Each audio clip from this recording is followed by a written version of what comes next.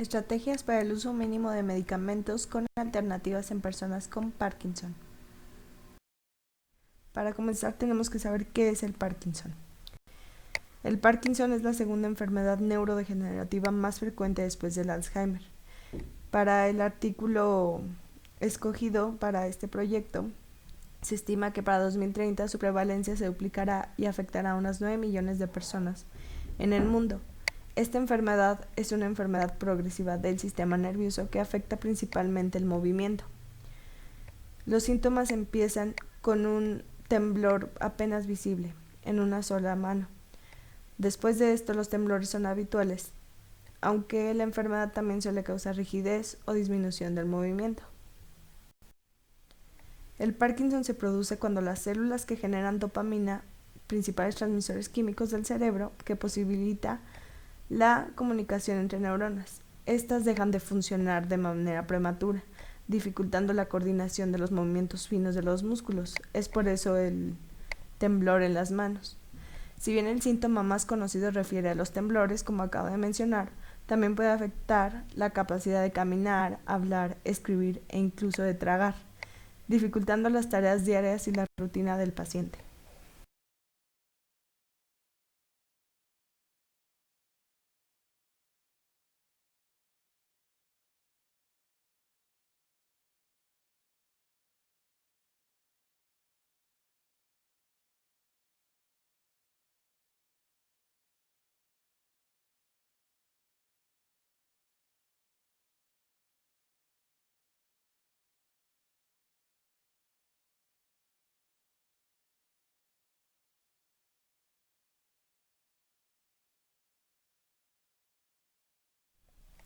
En el caso de los pacientes menores de 40 años que representan el 5% de esta enfermedad, la probabilidad de un origen genético es mayor que en los de inicio más tardío y principalmente se asocian a una herencia autosomática recesiva. En los pacientes con enfermedad de Parkinson de inicio anterior a los 45 años, la mutación más común es la del gen de la parquina, presente en el 50% de los casos familiares y en el 15% de los esporádicos, es decir, genéticamente. No hay que olvidar que también existen algunos factores ambientales como la exposición de pesticidas o traumatismos craneoencefálicos repetidos. Estos han sido asociados a un aumento de riesgo, mientras que otros como el consumo de café, tabaco o alcohol o la toma de antiinflamatorios no esteroides podrían ser factores protectores.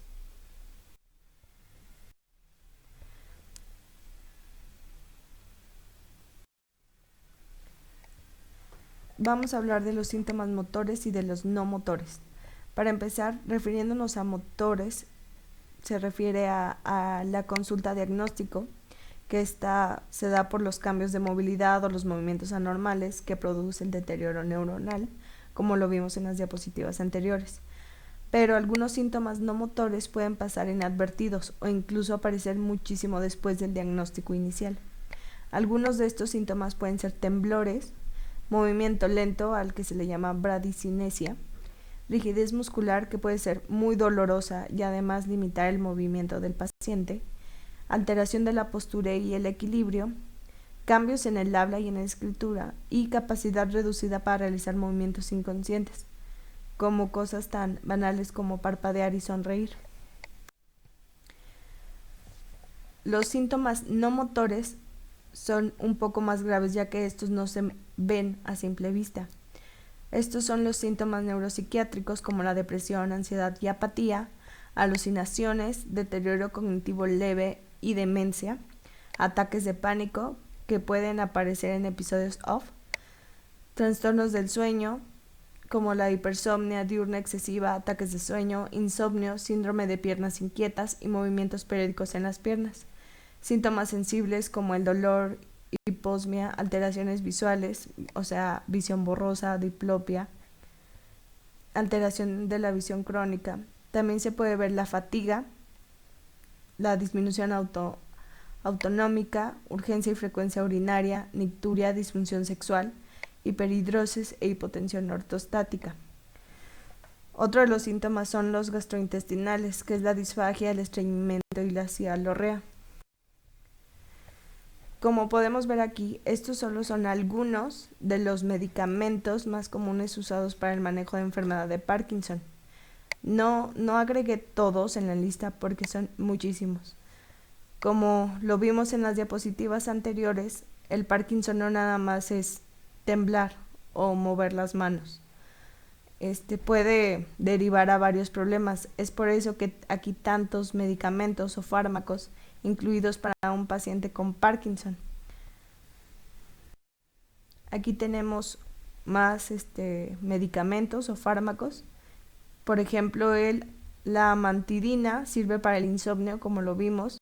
La safenamida sirve para el mareo, fatiga o náuseas. Y así podemos ver muchísimos más. Como repito, no incluí todos porque son demasiados los medicamentos que se usan para este tipo de enfermedades.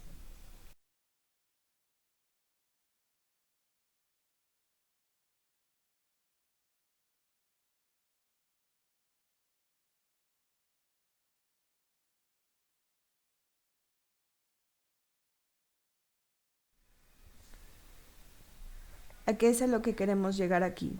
Creo que fui muy clara con decir que hay demasiados fármacos y medicamentos que tienen que usar estas personas que padecen esta enfermedad. A continuación les voy a plantear varias alternativas, que es lo que se puede hacer. Ojo aquí, no pienso quitar los medicamentos, simplemente con sus medicamentos poder sobrellevar esta enfermedad, porque hoy en día sabemos que no somos totalmente inmunes a todo, y si en algún momento nuestro cuerpo ya se adapta totalmente a un medicamento, lo único que va a pasar es que vamos a tener que tomar más medicamentos que ese. Es por eso que aquí les tengo 3 opciones, 3 alternativas, como dice aquí el título, para no se erradique esta enfermedad. Tristemente todavía ni siquiera los medicamentos se erradican, es solo para controlar los factores o los síntomas que da esta enfermedad. Vamos a continuar. Para empezar, sería el Parkinson y el uso del cannabis. Obviamente se les tendría que dar libre acceso al uso medicinal del cannabis con las proporciones legalmente consumibles, según lo que administre el doctor o lo que les diga el doctor. Obviamente todos estos tratamientos no son obligatorios para las personas y solo será incluido o inducido en adultos mayores de 60 años, que como lo vimos en las presentaciones anteriores, son los que tienen más probabilidad o son, sí tienen más probabilidad de contraer esta enfermedad. Esto será para ver la diferencia de las personas con enfermedad de Parkinson que consumen esta sustancia o la que no.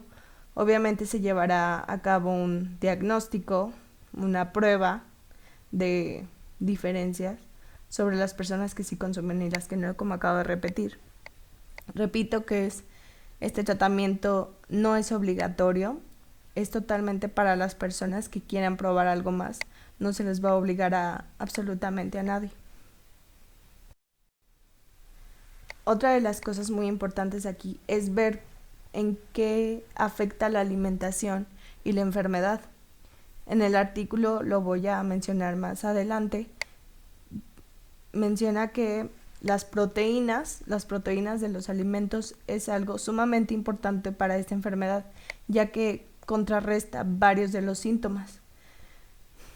La propuesta aquí es que se le asignará a cada paciente consulta gratuita nutricional, incluida con el plan médico que tienen sobre la enfermedad de Parkinson, es decir, tiene que estar ahí de ley.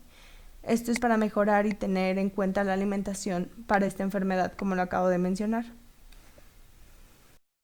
Por último, tenemos esta alternativa de no medicamentos que se llama la tangoterapia como abordaje kinésico. Esto de tangoterapia es muy, muy subjetivo, podría decirse así, porque no es tanto el tener clases de tango o que las personas con esta enfermedad vayan a tango, sino lo que da eso, poder subirse una bici Eso es muy bueno y ayuda muchísimo para personas con Parkinson. Estar en movimiento a pesar de sabemos que la enfermedad es totalmente de movimiento. El doctor Diego Castagno, lo estoy citando ahorita, director de la carrera de Kinesiología de Fundación Barceló, explica que el mayor desafío es lograr la adherencia de los pacientes al tratamiento. Y esto es algo muy importante, cómo motivamos a las personas a seguir con su tratamiento, cómo hacemos que esas personas quieran ver más, cómo, sí, cómo hacemos que las personas se interesen, que tengan esa energía o esos ánimos para poder hacer algo. Aquí dice, con este tipo de enfermedades que son crónicas y de larga evolución, los pacientes suelen aburrirse y con el transcurso del tiempo no continúan el tratamiento, como les acabo de mencionar. Los pacientes logran controlar muscular tanto estático como dinámico, pudiendo disminuir temblores y mejorar la marcha de una forma divertida y lúdica, logrando más adeptos y permanencia en los tratamientos.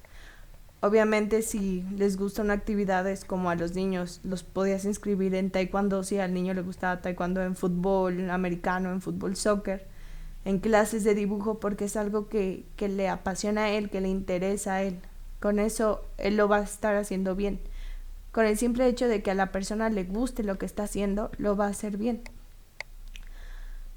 Esto lo explica Raúl Zupita, el titular de Biomédica y Anatomía Funcional de la Fundación Barceló. Esta parte me gustó muchísimo porque creo que tiene totalmente razón. Las personas que sufren la enfermedad de Parkinson dejan de ser autónomos, necesitan estar del cuidado de alguien, necesitan tener a alguien ahí a su lado para poder hacer cosas cotidianas, cosas como cepillarse los dientes o, no sé, ponerse un calcetín. Aquí tiene mucha razón el texto. Depender de terceros para algunas tareas cotidianas hace que dejen de participar de actividades sociales y recreativas, perdiendo además el contacto social. La música, el trabajar en pareja, la coordinación en conjunto vuelve al tango, como lo acabamos de mencionar, terapia, una alternativa que no solo sirve para el equilibrio, la postura y la elasticidad, sino también para la socialización de los afectados. Creo que esto es un tema importante y también lo abordo aquí, es de la atención psicológica para estos pacientes. No es fácil de un día a otro, de la noche a la mañana, tener que estar con alguien, tener que hacer todo con alguien. Y esto les da a ellos la libertad y la autonomía de ser ellos los que manejen su cuerpo y no su cuerpo los que lo manejen a ellos. Por el momento es todo. Muchísimas gracias profesor. Aquí les dejo las referencias y del artículo donde saqué toda esta información. Gracias.